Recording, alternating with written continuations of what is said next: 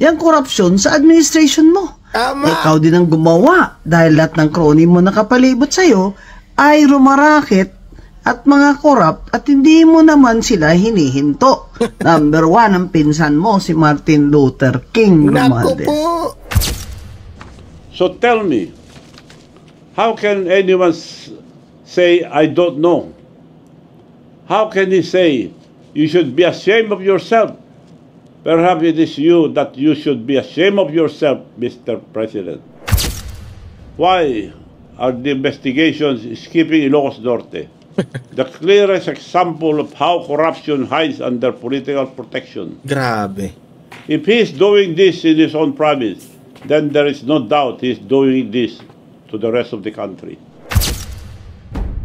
Eto na nga. Pag-usapan natin itong si Kiko Barzaga. Muli na namang nagparamdam sa social media itong si Kiko Barzaga. Kasi itong si Kiko nag-response na po dito sa sinabi ni Kong Arjo Atayde. Di ba? Kasi ano ang sabi ni Kong Arjo? Wala raw ghost project sa District 1. Ayan. Napahiya ka ngayon kay Kiko Barzaga.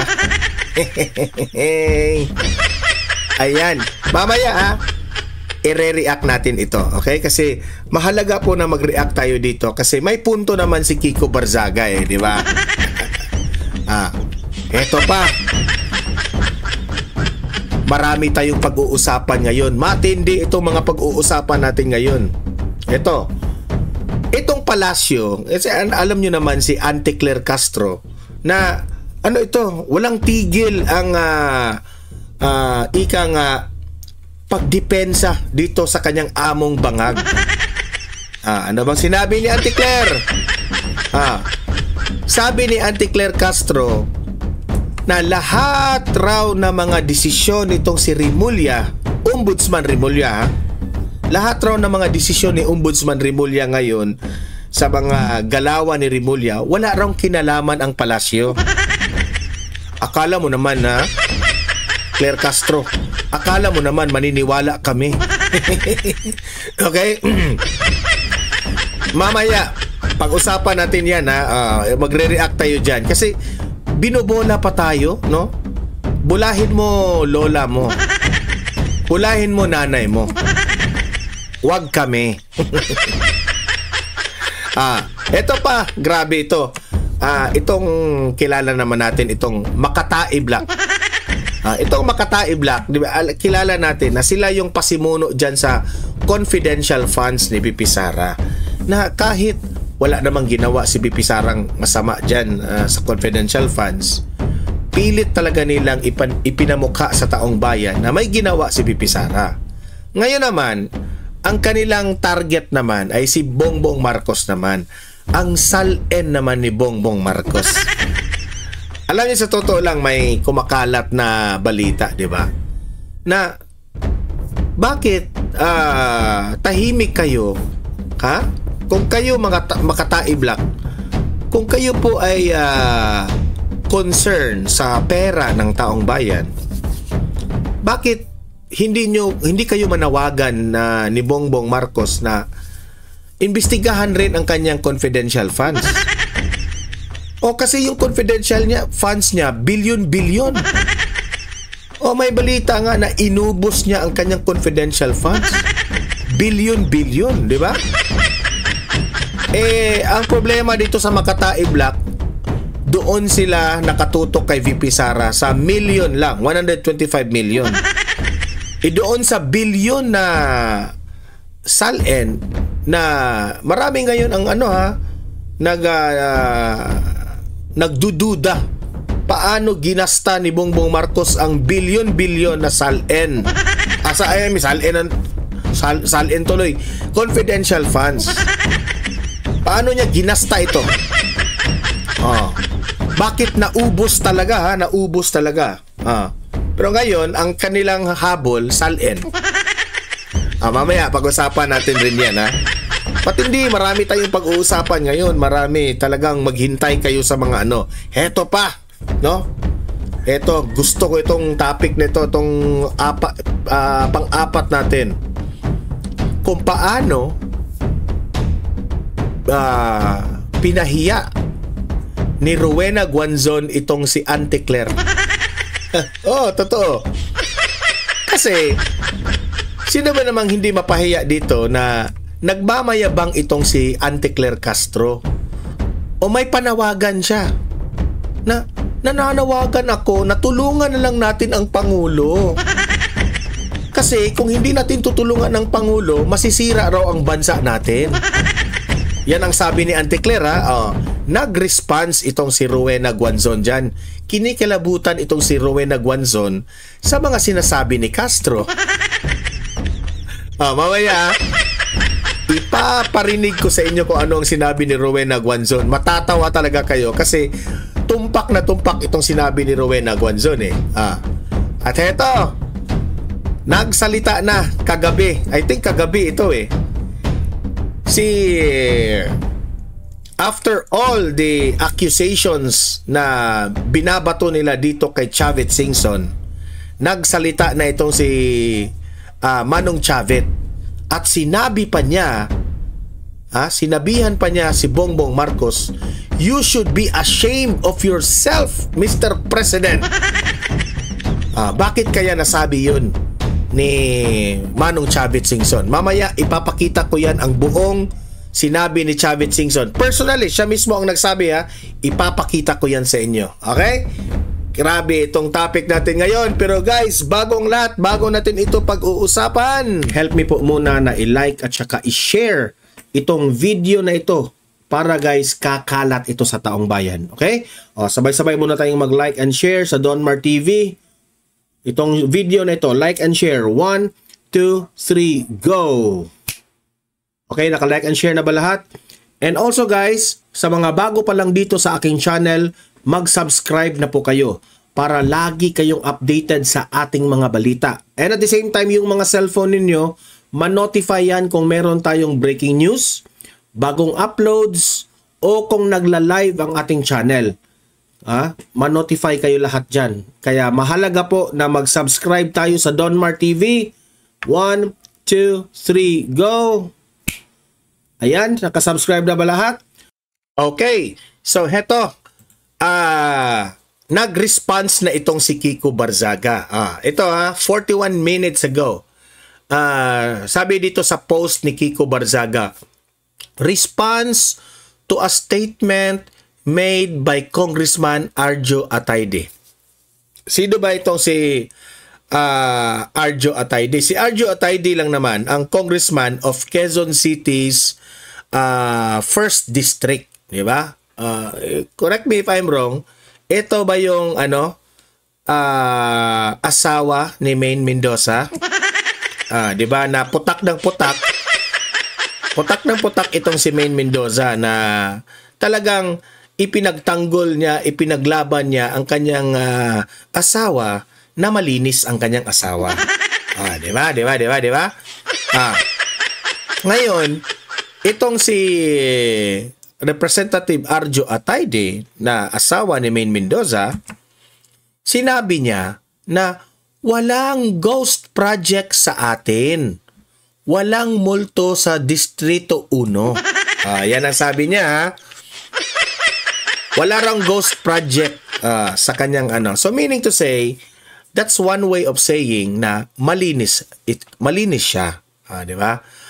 That's one way of saying na lahat ng mga proyekto na under Arjo Atayde sa District 1 ay walang substandard, walang ghost project, patapos dyan ay walang korupsyon nangyari. Yan ang ibig niyang sabihin. Ang tanong, ang pinakamalaking tanong, bakit may picture kayo ni Diskaya? Bakit may picture kayo ni Diskaya? Nagtatanong lang tayo At ito naman, itong si Kiko Barzaga, alam mo naman si Kiko Barzaga, walang preno ito, walang filter ito, kung ano ang nasa utak niya sasabihin. Sasabihin niya talaga. Ako po'y natatawa dito kasi ang sinabi niya, ito yung sabi ni Kiko Barzaga, Okay, kung walang ghost project dyan sa District 1 ng Quezon, sabi niya, ba't ninyo sinunog ang DPWH office sa Quezon City? Trip nyo lang?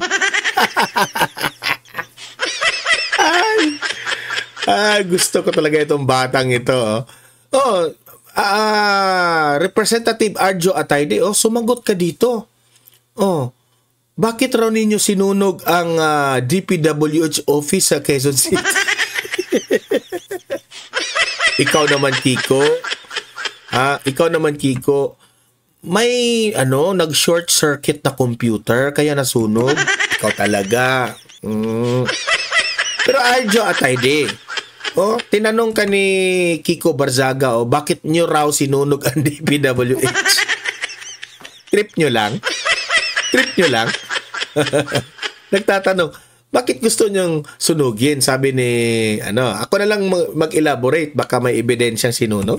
Nagtatanong lang tayo, ha? Grabe, di ba? Matinding akusasyon ito ni Kiko Barzaga, ha? Sinunog ang DPWH office? Ha? Baka may ebidensyang sinunog? Kaya pala, kaya ba walang ghost project?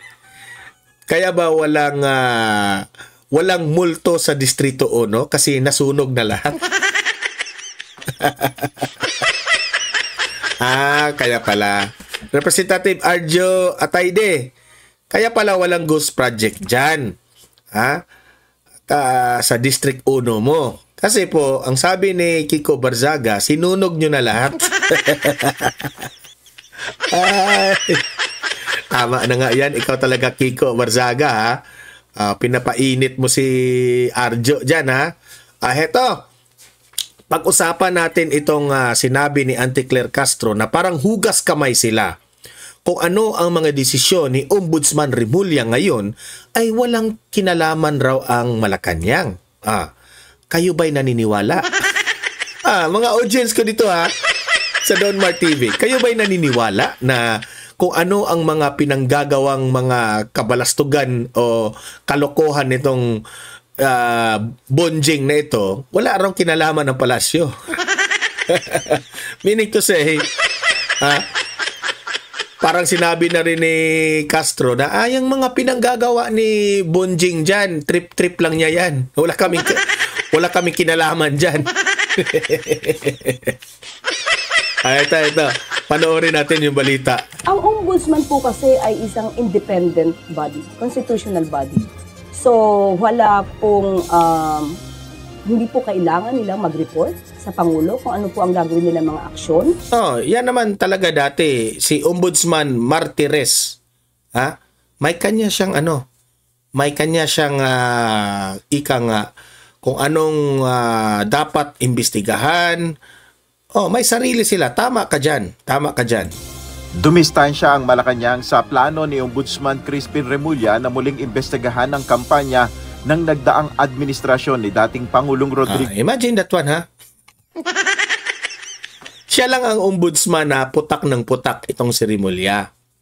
Nakapagtataka, nung siya na ang nagiging ombudsman dyan, bakit itong si Remulla, target niya yung kaaway ng administrasyon. Ang punteriya niya ngayon, Duterte administration. Di ba? Diyan ka magtataka. Tapos, hindi naman sila tinatanong itong palasyo, wala kaming kinalaman dyan. Wala raw silang kinalaman dito. Ang corny-corny Auntie Claire, nasasabihin yung wala kayong kinalaman sa mga pinanggagawa ni Remulla sa pag ginigipit ninyo ang administrasyong Duterte. Kasi nakukurnihan ang tao kasi sino ang nag-appoint ni Remulla? Di ba si Bongbong Marcos? Auntie Claire, sino bang maniwala sa inyo na sasabihin mong wala kaming kinalaman dyan? Siguro si nanay at lola mo lang ang maniniwala dyan. Auntie Claire, wag kami ha. Wag mo kaming budulin. Ha? Dati na kaming binudol ng bangag mong amo. Wag kami, Auntie Claire. Duterte laban sa illegal na droga. Ayon kay Palace Press Officer Undersecretary Claire Castro, isang constitutional body ang Office of the Ombudsman. Kahit anong sabihin mo, Auntie Claire, na constitutional body, bla bla bla bla bla bla, may bahid pa rin ng wala ba tayong cellphone? One call, si Remulla, one call away lang ni Bongbong Marcos. Huwag mo kaming lukuhin. Hindi ko sinabing ginawa yan ha, pero posibleng madali lang kausapin si Remulla. One call away. Diba? Natrabaho nyo na ba? Gigipitin nyo ang mga Duterte ha para sa 2028. Pwedeng siraan nyo na siraan. Gawan nyo ng paraan. Makulong na silang lahat. Pwedeng ganon ha. Wala akong sinabing ganon. Wala tayong ebidensya. Pero pwedeng ganon ang mangyari. One call away nga. Tapos sasabi, walang kinalaman ang palasyo. Otot mo. At hindi kailangan ng approval ng Pangulo sa kanilang gagawing aksyon. Handa naman ng Malacanang na makipagtulungan sa Ombudsman sakaling kailanganin ang tulong ng mga ahensya ng pamahalaan kung matuloy ang kanilang planong reinvestigation sa war on drugs ng nakaraang Duterte administration. Kung ano po ang kakailanganing tulong ng Ombudsman sa mga law enforcement agencies to get the, let's say, data or facts or reports, yun naman po ay ipagkakaloob. Pero para po ipagpaalam pa sa Pangulo ang gagawin ng Ombudsman, hindi po saklaw. Hindi na kailangan kasi nag-meeting na yan. Nag-meeting na sila. Remulla, gawin mo lang. Banatan mo lang ng banatan ng Duterte. Wala ka ng problema sa akin. Hindi ka na kailangan hindi mo na kailangan humingi ng permiso sa akin kung anong gagawin mo. Basta Duterte lang ang banatan. Duterte lang ang imbestigahan. Ganun ba? Ano lang tayo nagtatanong lang tayo. Pangulo, ang anumang aksyon na gagawin po ng Ombudsman. Samantala, iginiit ng palasyo ang pagiging independent ng International Criminal Court o ICC. Ayon kay Yusek Castro, hindi maaapektuhan ng political statements ni Pangulong Marcos ang desisyon ng ICC. Ito ang naging tugon ni Yusek Castro ng hinga ng comment. Walang impluwensya si Bongbong Marcos? Ang ICC ngayon for sure, tuwang-tuwa ito kay Bongbong Marcos. Kasi ang ICC, matagal na yan na hinanap nila si former President Duterte. Matagal na nilang pananagutin si Duterte sa akusasyon ng mga kalaban sa politika, itong war on drugs. Okay? Sa biktima raw sa war on drugs. Matagal na atat itong ICC kasi ang ICC walang kaso. Walang ginagawa ang ICC. Pinapasweldohan yata yan na walang ginagawa. Si Duterte na lang ang pag-asa nila na magkatrabaho sila. So, don't tell me na ang ICC hindi sila magpasalamat kay Bongbong Marcos na mismo si Bongbong Marcos hinatid niya pa. Kinidnap di umano na, sabi ng mga mga lawyers na mga expert kinidnap umano nila itong si Duterte para ihatid dyan sa ICC. Ang ICC naman, tuwang-tuwa naman sa ginawa ni Bongbong Marcos. So wag mong sabihin, Auntie Claire, na walang impluwensya ang ICC, ang presidente sa ICC. Bulahin mo, Auntie Claire Castro, bulahin mo nanay mo, bulahin mo lola mo. Tungkol sa isa sa mga argumento na inilahad ng defense team ni dating Pangulong Duterte sa kanilang pag-question sa jurisdiction ng ICC Pre-Trial Chamber. Sa naturang argumento, binanggit ng kampo ni Duterte ang naunang pahayag ni Pangulong Marcos kung saan sinabi nito na hindi makikipagtulungan ang kanyang administrasyon sa investigasyon hinggil sa madugong kampanya kontra iligal na droga. So kung yan po ay kanilang gagamitin, depende na po ito sa ICC kung paano po nila itong... Kontrabida talaga itong mukha ng babae ito, no? i-evaluate. But sa aking pagkakaalam ay hindi po sila sumusunod or hindi po sila nai-influence ng anumang political statements. Sabi mo lang yan. Hindi kami maniniwala dyan. Samantala wala pang naglalabas ng reaksyon mula sa kampo ng dating Pangulo, Nel Maribuho. Hindi kami maniniwala dyan, Auntie Claire. Hindi kami boba kagaya mo na walang impluwensya ang Pangulong Marcos. Utot mo. Watch out na lang sa 2028. Kapag si BP Sara ang magiging presidente sa 2028, siguro yan ang pagkakataon na may assurance tayo na itong ICC na ito ay maiba ang ihip ng hangin, no? Ito, Sal-N ni Bongbong Marcos, ang Makatai Black, atat na atat. Ito, panoorin natin ito. Tama ng excuses, ilabas na ang mga Sal-N. Palusot ang turing. Hoy Marcos, tama na raw excuses, ilabas yung Sal-N mo. Tapos i-explain mo yung confidential funds mo.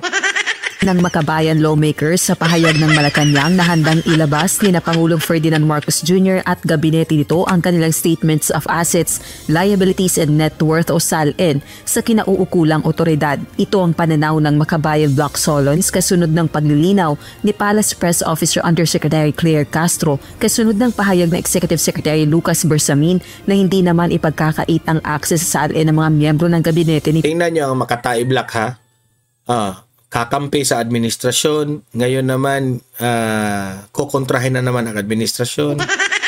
Iba talaga ang galaw nitong Makatai Black na ito. PBBM. Gusto nila, alam ko naman ito Makatai Black na ito, gusto nilang sila ang mamuno sa Pilipinas. Alam na. Subalit dapat may request at control sa access para mapangalagaan ng mga Malacanang official laban sa posibleng panganib sa seguridad. Unang-una nagsalita na po ang Pangulo at siya po ay handa naman pong ibigay at ipakita ang kanyang SALN. Huwag lang magpadala. Ibigay na kaagad. Ano ba? May nililinis pa ba? Hindi nagtatanong na tayo Ibigay kaagad yung SALN. Dami yung satsat Baka may nililinis pa. Sa proper authority at meron naman po na tayong rules or procedure na inilahad ang ombudsman at sinabi din naman po dito na lahat ng request for SALN ay pagbibigyan pero may mga certain guidelines. Dapat ikaw rin, Castro, maglabas ka rin ng SALN nung ikaw ay hindi pa PCO at ngayong PCO ka na. Maglabas ka rin, di ba? Po na ibinigay ang ombudsman. So, ang ehekutibo po ay tutugon dito. Ayon sa koalisyon ng mga mambabatas mula sa mga progresibong grupo, itigil na ng palasyo ang paggawa. Tumanda na si Ilago, no? Tumanda na siya. Ng mga dahilan. Basta ang SALN. Wala nang marami pang cheche bureche. Isa pa ito.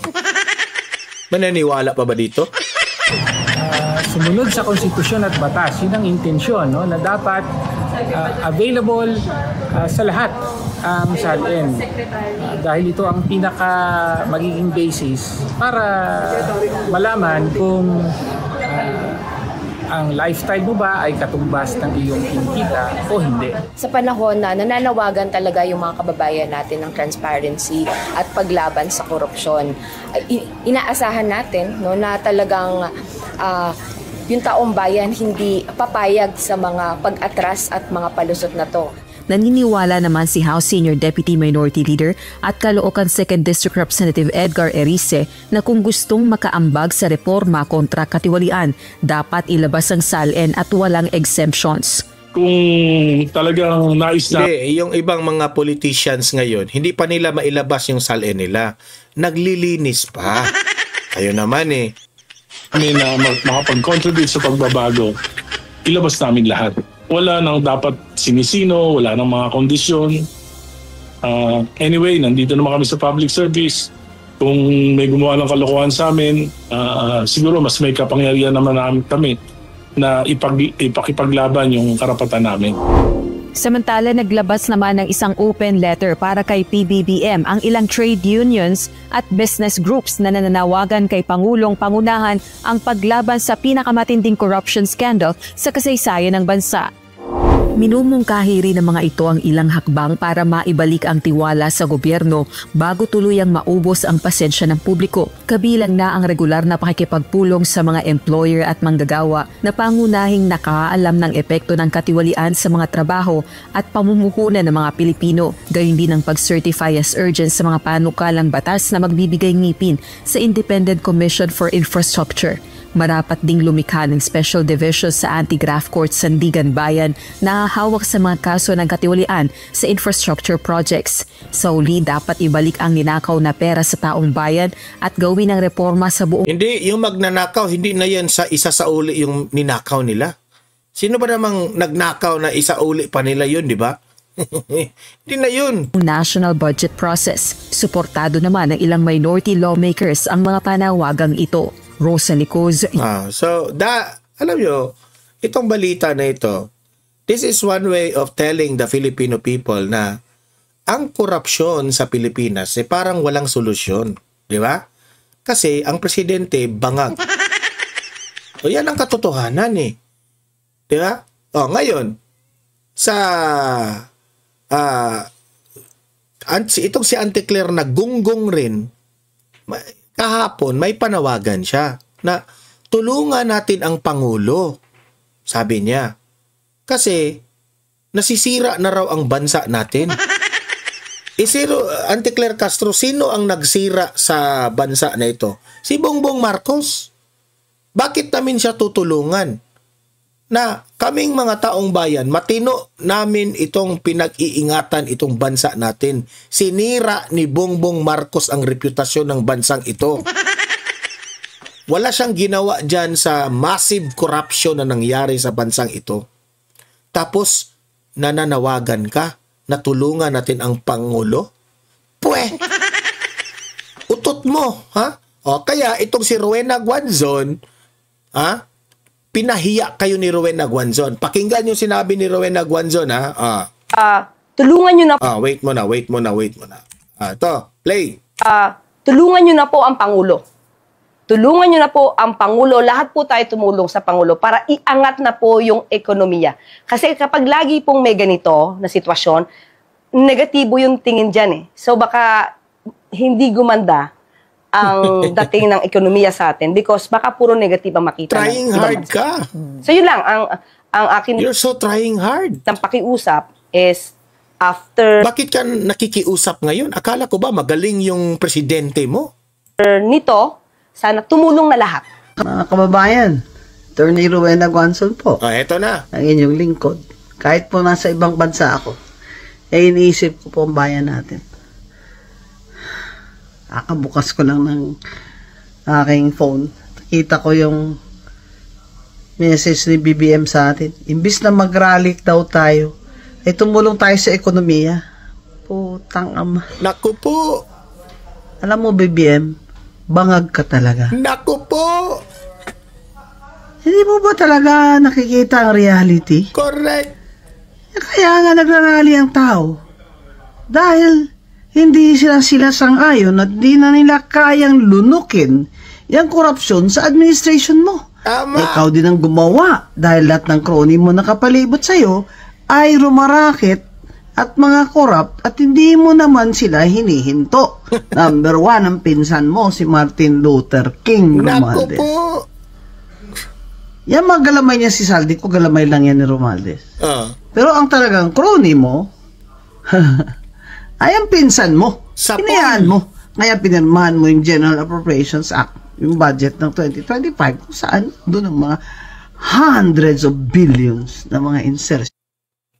Post-project at substandard na infrastructure projects nitong mga putang amang congressman na mga korap. Ay. Guanzon po, mga kababayan, Attorney Rowena Guanzon po, ang inyong lingkod. Kahit po nasa ibang bansa ako, iniisip ko po ang bayan natin. Yan po bumalik na yung ano. Tama naman si Rowena Guanzon. 'Di ba? Bakit ka mananawagan, Auntie Claire, ng tulungan ang Pangulo? Umalis kayo. Yun ang pinaka-the best. If gusto nyong tulungan ang bansang ito, umalis kayo. Ayaw na ng taong bayan sa inyo, isinusuka kayo. You are the problem, Auntie Claire. Kayo dyan sa palasyo. You are the problem. Okay? Baliktad eh. Bakit kami tutulong sa Pangulo? Kayo dapat ang tumulong sa taong bayan. Di ba? Baliktad. Sa panahon po ni former President Duterte, si Duterte po ang tutulong sa taong bayan. Sila ngayon, humihingi ng tulong. Sabog ba kayo? Ano bang nangyari sa mundong ito? Okay, ito. No? Panoorin natin. You should be ashamed of yourself, Auntie Claire Castro. You should be ashamed of yourself, Bongbong Marcos. Yan ang sabi ni Chavit Singson. Ito, panoorin po natin. My fellow Filipinos, I speak to you today as a Filipino who has dedicated my life to public service and love this country too much to stay silent. I once believed our nation was finally rising, only to see corruption pull it back down again. Our people are struggling. Prices are high. There is flooding everywhere, and billions are being lost to corruption. This flood control scandal is the biggest corruption scheme I have witnessed in my entire life, having seen 8 presidents lead this nation. This is an obvious, well-orchestrated scheme created by this administration to exploit the country's national budget for personal gain. Patay tayo dyan. The floods have only worsened during Marcos Jr. administration. Why? Because there was never a master plan for flood control. Only scattered projects approved anywhere and everywhere. Without coordination, flood mapping studies, or honesty. Worse, our farmers' crops keep getting destroyed because a dike meant to protect the river failed. Family homes continue to be washed away by flash flood, and our children, the poor, and the entire nation is paying this price. The BBM administration has invested ₱500 billion in flood control alone. More than 9,800 flood control projects have been built. But why do the floods keep getting worse?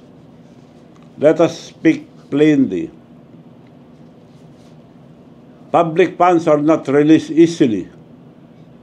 There is a process. And at the very top of that process sits one man, the President of the Republic of the Philippines. Every year, before Congress sees any line item, the President reviews and approves the National Expenditure Program, the NEP. That is the master plan of where our money will go. Without his signature and approval, it cannot move forward. The Department of Budget and Management, or DBM, then prepares and releases the funds with the President's approval. The Department of Public Works and Highways, DPWH, who also takes orders from the President, implement the project. These are not independent agencies. They follow the President's direction and instruction. And when Congress debates the budget and send it back to Malacanang, who signed it into law? The President himself. He approves the General Appropriation Act, or GAA, with full knowledge of its content. So when the Congress and Senate inserted $450 billion in public work funds and Marcos Jr. vetoed only $29 billion, it means he personally reviewed the remaining 421 billion pesos in infrastructure. It is also means he conferred with his first cousin Speaker of the House of Representatives, Martin Romualdez. Naku po. He also chairs the Cabinet Cluster of Disaster Preparedness and infrastructure, which means he should be leading the creation of a genuine science-based national flood control plan. He is responsible for the long-term plan of his own Build Better More program. But instead, it has turned into build more, waste more. Patay tayo dyan. Every major flood project, every rehabilitation program, every large-scale public works, all of it passes through his desk. He reviews every plan and approves every peso. So tell me, how can anyone say, I don't know? How can he say, you should be ashamed of yourself? Perhaps it is you that you should be ashamed of yourself, Mr. President. Patay kayo dyan. Filipinos' hard-earned pesos have disappeared into flood controls projects like ghosts. Who carries the ultimate responsibility? It is not the officials, not the engineers, not the contractors. It is the President who holds the power and the trust of the nation. Corruption has been allowed to flood every agency of this government. It is a failure of leadership at the very top.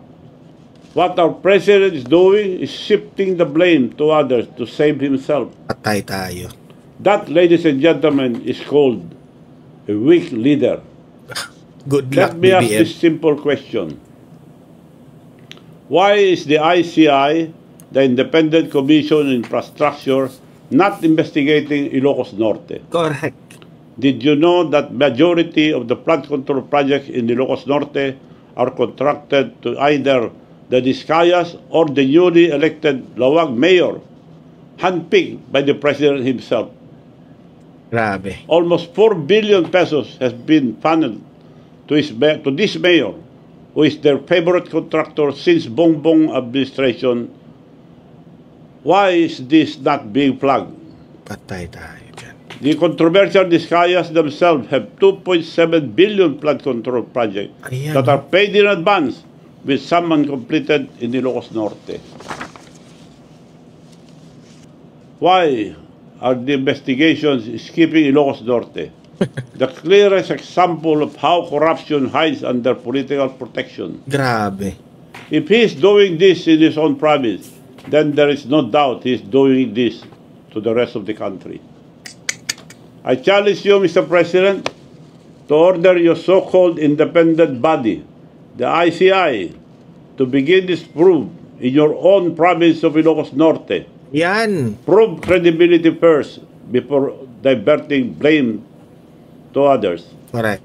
I challenge the youth and the religious group to accompany the ICI in their investigation of Ilocos Norte.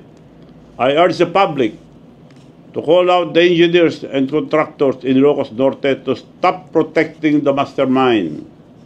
Look at how they will spin the story and try to silence me. The so-called plunder case they filed against me is a baseless complaint, a political weapon meant to destroy me because I have chosen to speak the truth about corruption at the highest level. If there is any truth to any accusations against me, I am willing to go to jail. Grabe. I am a man of one word. The complainant of this plunder case, Attorney Tilly Cordero, who has a record of being suspended for 6 months by the Supreme Court for violation of the Code of Professional Responsibility, or CPR of lawyers. She even came to my house asking for money, proof of pictures which I will post publicly. She is the first cousin of the mayor I defeated in Narbacan, Mayor Edgardo Zaragoza, the most corrupt mayor that Ilocos has ever had. Na, For patay 33 tayo. years that he and family were mayors, there has been no progress, no new municipal building, no new market, and barely any infrastructure except ghost project. Na. This mayor even had ghost farmers to convert public funds to the mayor's pocket. In my barangay Solbec alone, they appropriated 9 million pesos for the benefits of 65,000 ghost farmers, Ala. while the official registered farmers are only 80, with the whole population of Narvacan being only 44,000. Naku po. I filed that case 10 years ago, but the Ombudsman has not even touched that very blatant case up to now. Why have they accepted this fake complaint against me in just one day, but not act on the real plunder case I have filed Naku. against Mayor Zaragoza? This is how they operate. Silence the whistleblower and protect the corrupt. They attack me because I'm not afraid to tell the truth. But take note, all their paid online troll farms and their attack dogs will never silence me. My countrymen, let us no longer be fooled. We keep trusting the same name. We are told that Ferdinand Bongbong Marcos Jr. will redeem the Marcos corruption course Naku. of the Filipinos. But look around. His government agencies are flooding with corruption. And before it blows up into his face, he used the SUNA to tell the story as if he is the hero who Naku. uncovered the mess to save himself while deflecting the blame on others. Correct. Let's not be made stupid. How many times must we let the same family treat our country like their personal piggy bank? Nako. How many times must we trust the same name and expect a different result? If we truly love our country and children, then we must break this cycle. We are on the verge of exposing the biggest corruption scandal in the Philippine history. Grabe. And should stop now. We should not stop now. Let us not allow the ICI, which was created by the President himself, to control or limit the investigation. Allow different groups to investigate in the ICI who will not be afraid to ask hard questions. Correct. And it should be viewed publicly for transparency. We cannot let them protect his friends and his cousins, his family, and most of all, the President himself. Now that the truth is out, we cannot wait for change. We must force it. Thus in power will not fix this system. It must be the people. First, to our farmers and workers, demand accountability. Your fields are still flooded, even after billions have been spent. Your roads keep collapsing after every storm, Grabe. and your towns still sink in mud. Correct. Second, let the student lead, stand up, organize, and lead the peaceful but powerful movement. This is your future. They are stealing. Stand united. When the youth stand united Mga as Gen one, Z. no power can silence them. Third, and I appeal to all politicians. Politicians should set aside ambition. Correct. Forget colors. Forget alliances. This is no longer about politics. This is about restoring the nation's honor. Those who still have integrity, speak now. History will remember the few who stood up and forget the many who stayed silent. Fourth, the police and armed forces stand with the people, not with the powerful. You swore an oath to defend the Republic, not any single politician. When the people protest peacefully, please protect them. Do not prosecute them. For our mutual education, the primary provision that defines the duty of the armed forces of the Philippines under the Constitution is Section 3, Article 2, which provides, thus, civilian authority is at all times supreme over the military. The armed forces of the Philippines is the protector of the people and the state to secure the sovereignty of the state and the integrity of the national territory. Reading the above provision does not say that the AFP is the protector of the President and his government. It says protector of the people and the state. And finally, to all Filipinos, demand accountability at the top. The truth can no longer be hidden.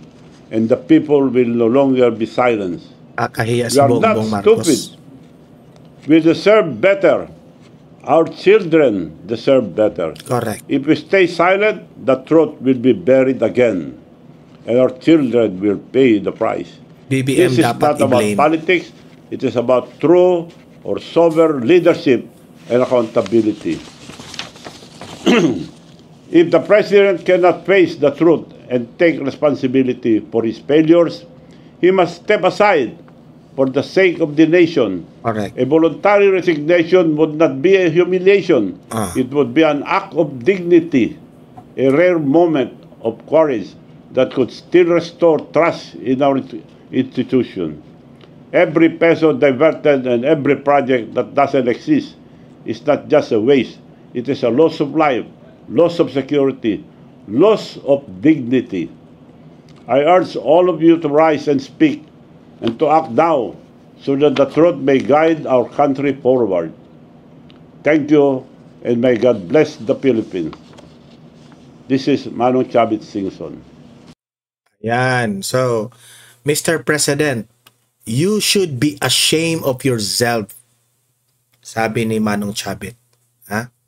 Kayo, sang-ayon ba kayo kay Manong Chavit? Mag-comment, mag-react, babasahin natin yan sa comment section at usap-usap tayo sa mga argumento nyo. Okay? Guys, don't forget na i-like at saka i-share itong video na ito ha, para marami po ang makaalam. Malaman nila ang katotohanan. And sa mga first time dito sa Donmar TV na nanood sa channel na ito, subscribe na kayo. Libre lang ang mag-subscribe, walang bayad yan. Updated pa kayo sa ating mga balita. Okay? See you in my next video. Have a great day. Have a great night. God bless po sa ating lahat. Mabuhay ang Pilipinas. God save the Philippines. Bye-bye.